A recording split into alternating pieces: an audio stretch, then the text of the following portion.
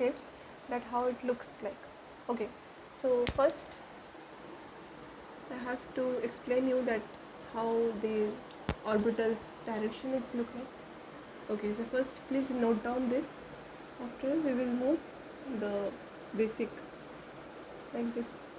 Okay, this is your P plus P. This is your pure P, pure P. This is your pure S. This is your pure P in horizontal shape. Like this is in y-axis, you can say. Okay, so your pure P, pure P. Hybrid sp orbital.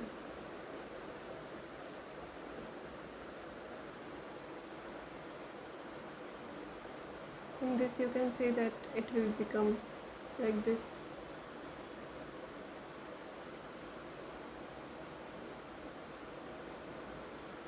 Some of the parts have been overlapped with each other, and here the pi bond formation takes place.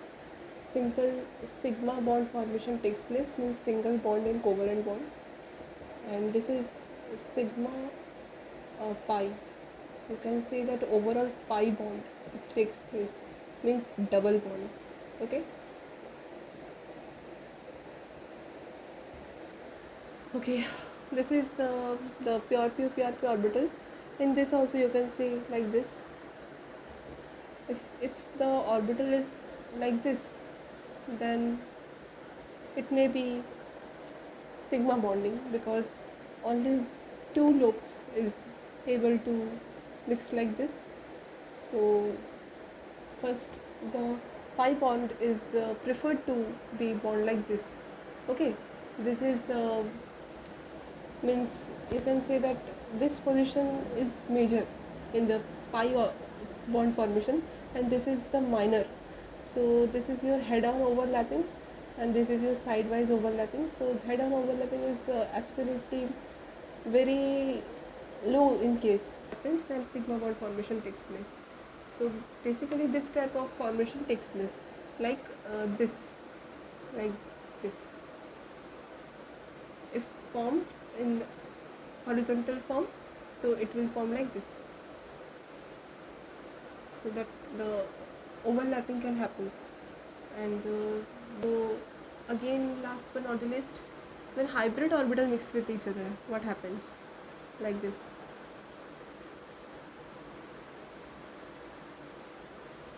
It will look like this, and one part of their tail like structure overlap with each other and results in sigma bonding. Simple sigma bonding happens in pure hybrid orbital formation. Okay, overlapping. So I hope you understand, and these are hybrid orbital. It may be sp, sp2, sp3, anything. This is a simple s plus p orbital overlapped. Okay, another hybrid orbital.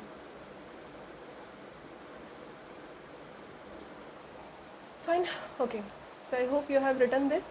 After this we have to go for the directions, how the directions is able to measure in the type of axis. Okay, so kindly copy this. Okay. Fine.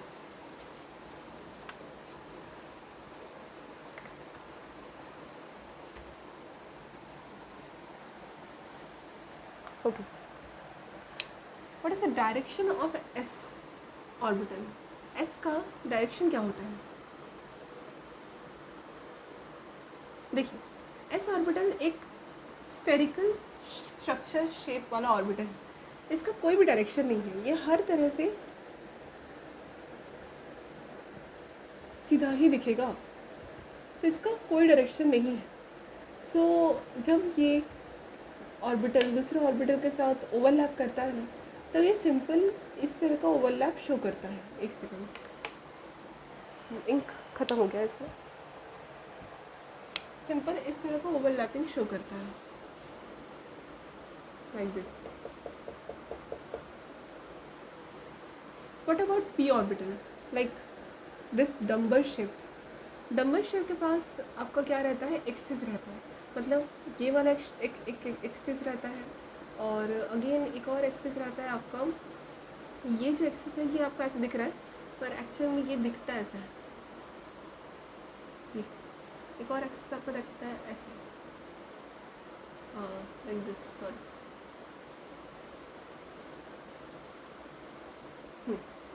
again this one is like this, means if I rotate this it will be like this. So these are some basic p axis.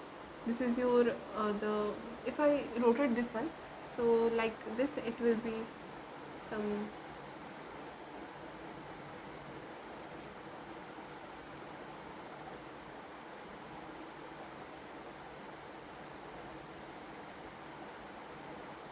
if I rotate this in this.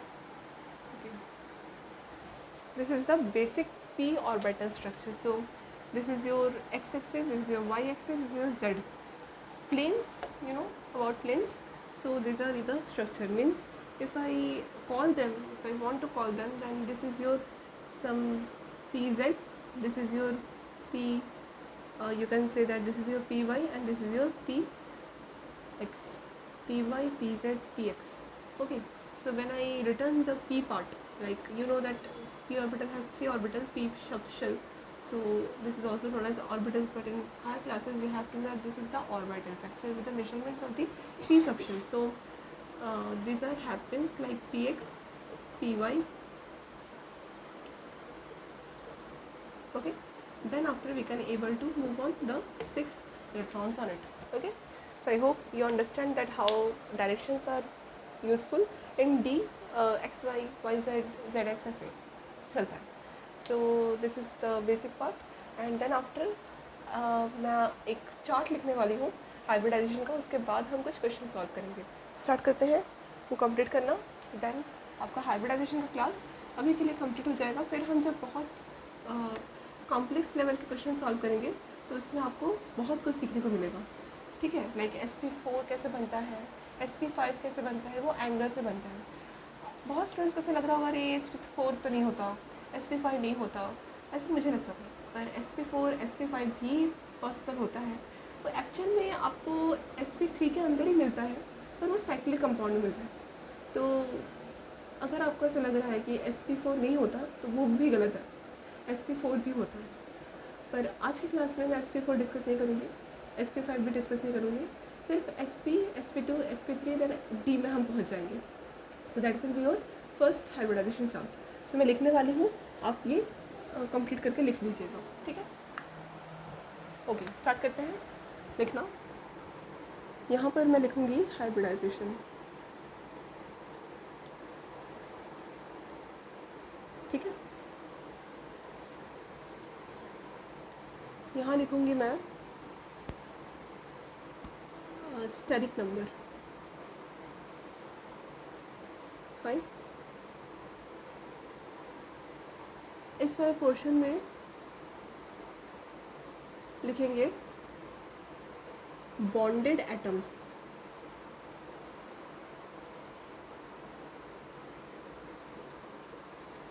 इस वाले portion में लिखेंगे lone pairs.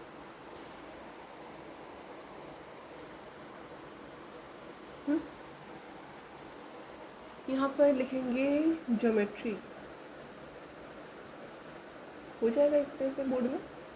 यहाँ लिखेंगे angles, angle छोटा में हो जाएगा.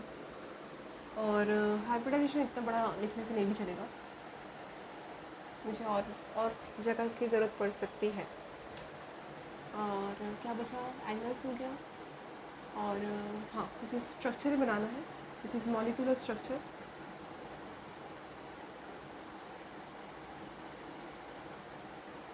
और मॉलिक्यूलर शेप.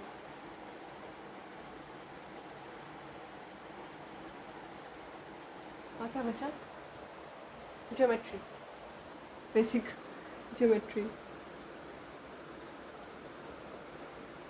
तो समझ में आ रहा है? ओह, मैंने ज्योमेट्री लिख दिया है. ओके, मैंने ज्योमेट्री लिख दिया. मॉलिक्यूलर शेप हो गया, मॉलिक्यूलर स्ट्रक्चर हो गया. स्टेरिक नंबर हो गया, बॉन्डेड एटम्स हो गए, लोन पेयर हो गए, ज्योमेट्री हो गए, एंगल्स हो गए। कुछ छूट रहा है क्या? Molecular shape, molecular structures. Okay, steric number, bonded atoms, lone pair, geometry, angles. और क्या है? हो तो गया, हो गया ना? हाँ। ओके, स्टार्ट करते हैं लिखना। सो फर्स्ट में आपको आता है स्टेरिक नंबर। ओह, हाइब्रिडाइजेशन। हाइब्रिडाइजेशन, यहाँ पर हाइब्रिडाइजेशन लिख देती हूँ। अब कंप्लीट सा। ओके, सो ये आपको लिखना है। अब लिखिए। फर्स्ट में है मॉलिक्यूलर स्ट्रक्चर। सो फर्स्ट में मैं स्टार्ट करती हूँ लिखना स्टेरिक नंबर। सो स्टेरिक नंबर आपको स्टार्ट होता है 2 से, क्योंकि आपको पता ही है कि मॉलिक्यूल की बात हो रही है तो 2 एटम के संरचना से ही आपका बनेगा एक मॉलिक्यूल। सो 2 एटम्स की तो ज़रूरत पड़ेगी, तो स्टार्टिंग ही आपका 2 से ही होता है ये मॉलिक्यूल का। बॉन्डिंग स्ट्रक्चर मतलब 0, yes, first start with 0 1 and, और आप ऐसे भी लिख सकते हो। ये मैं आपको समझाने के लिए लिख रही हूँ। ओके, अब आता है स्टेरिक नंबर हो गया।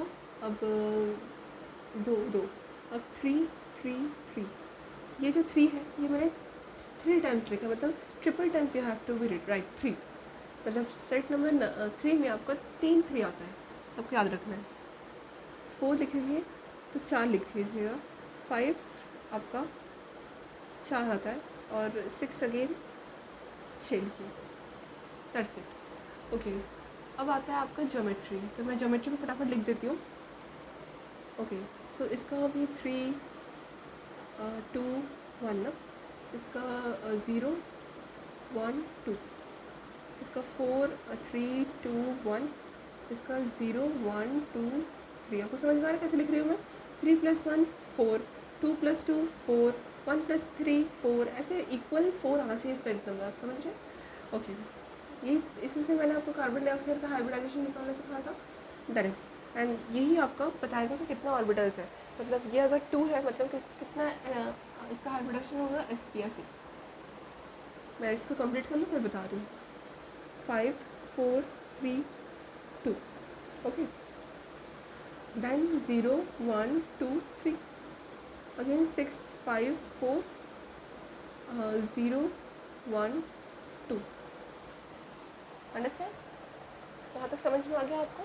अच्छा, अब यहाँ पर मैं हाइब्रिडाइजेशन लिख देती हूँ, कैसे कहाँ पर कैसे हाइब्रिडाइजेशन आता है। सो हाँ, कैसे ऐसे ऐसे ऐसे ऐसे ऐसे ऐसे ऐसे ऐसे, यहाँ पर ऐसे ऐसे ऐसे ऐसे ऐसे ऐसे ऐसे ऐसे ऐसे।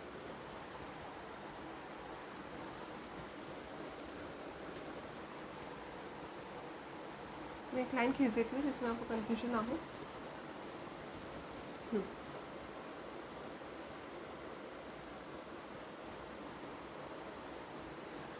ठीक है, ये SP 2 कैसे? क्योंकि 3 मतलब 1s 2p, 1s 2p मतलब 1s 2p मिला के 3। ठीक है, 4 मतलब SP 3, 3p 1s। ठीक है, okay, this is 5 means SP 3d, 1d 3p 1s मिला के 5 6, SP 3d 2। ठीक है, okay, let's start it's naming of geometry. So first में आपको ज्योमेट्री आता है लीनियर, बड़ा सा लीनियर लिख रही हूँ। देन आता है आपका ट्राइगोनल प्लेनर। ठीक है, देन आता है आपका टेट्राहीड्रल। देन आता है आपका trigonal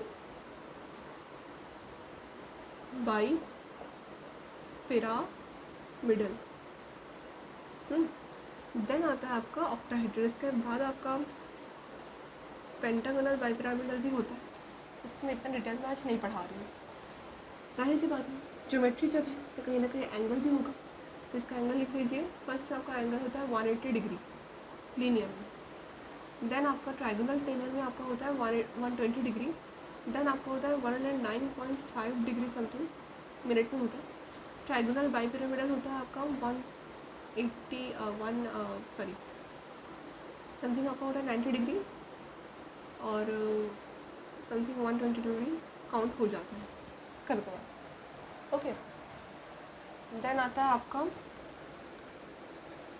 octahedral which also in 90 degree.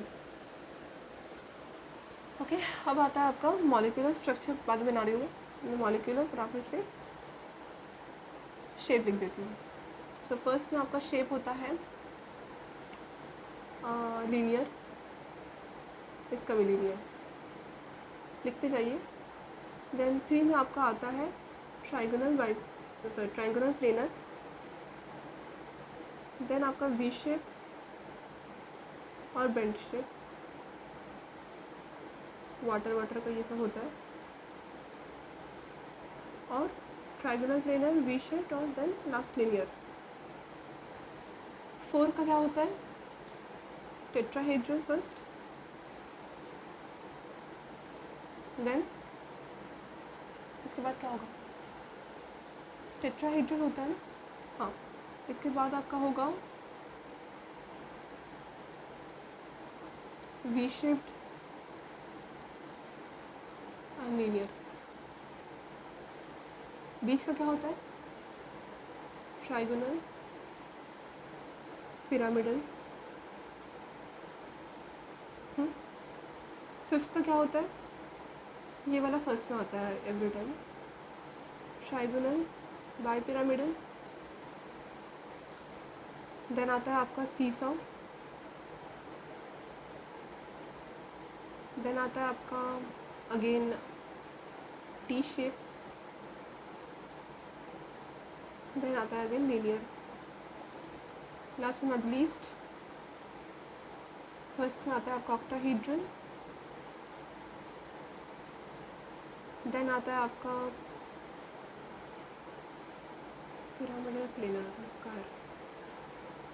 Square pyramidal and square planar. इसमें आपको एक डाउट हो सकता है, स्टूडेंट को इसमें मस्ट डाउट होगा। क्या डाउट होता है कि जो स्क्वायर पिरामिडल और स्क्वायर प्लेनर है ना, ये आपको बहुत बार क्या देखने को मिल सकता है पता है?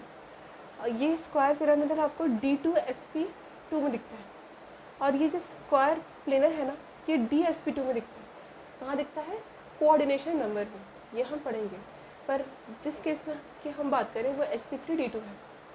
सो आपको ये पता होना चाहिए कि ये छोटे छोटे चीज़ें डाउट होती हैं, तो ये मैं आपको क्लियर कर देना चाहती हूँ। तो ये भी नाम है उसका, ठीक है। ये कौन से पार्ट का है? ये हम हाइब्रिडाइजेशन, मतलब ये वाला हम कौन सा हाइब्रिडाइजेशन कर रहे हैं? ये हम कोऑर्डिनेशन कंपाउंड वाला हाइब्रिडाइजेशन नहीं कर रहे हैं, ठीक है। ठीक है, ओके। सो लीनियर का मॉलिक्यूलर स्ट्रक्चर कैसे दिखता है? ऐसे दिखता है, जिसका 180 डिग्री होता है, वेरी सिंपल। और trigonal planar, V shape, linear, इस पूरे का ज्योमेट्री मैं बनाने वाली हूँ, है ना। मॉलिक्यूलर स्ट्रक्चर एक्चुअल में ज्योमेट्रिकल स्ट्रक्चर है।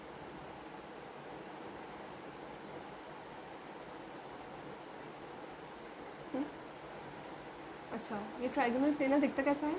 ऐसा है ना, यहाँ पर ऐसा कुछ ऐसे दिखता है, ठीक है। अच्छा, टेट्राहेड्रल कैसे दिखता होगा? कैसे दिखता होगा टेट्राहेड्रल? पतंग, पतंग देखा आपने? पतंग ऐसे।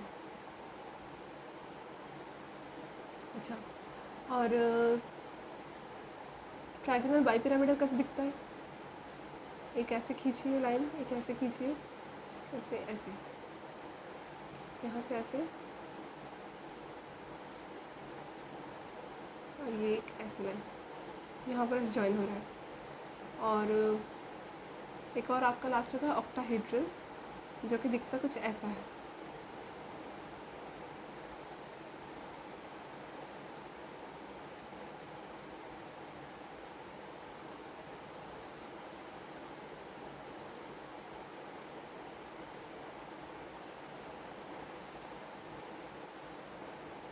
ये आपका ऑक्टाहेड्रल, ठीक है। और ये आपका ट्राइगोनल बाई पिरामिडल है। ट्राइगोनल बाई पिरामिडल जस्ट आपका एक ट्रायंगल के ऊपर दो, एक ट्रायंगल नीचे ट्रायंगल, और ये जो है ऑक्टाहेड्रल जस्ट आपका एक स्क्वायर के ऊपर एक ट्रायंगल, नीचे ट्रायंगल, ऐसे दिखता है। आपको समझ में आ रहा होगा, ये स्ट्रक्चर ऐसे बंद है नीचे से ऊपर से। So that is why it is called as octahedron. Actually this shape is known as octahedron, and this shape is known as the tetrahedron. So octahedron, tetrahedron structures are there in geometry. आपको clear हो गया? And ये वाला जल्दी से आप अपने copy में लिख लीजिए. Then we will move forward.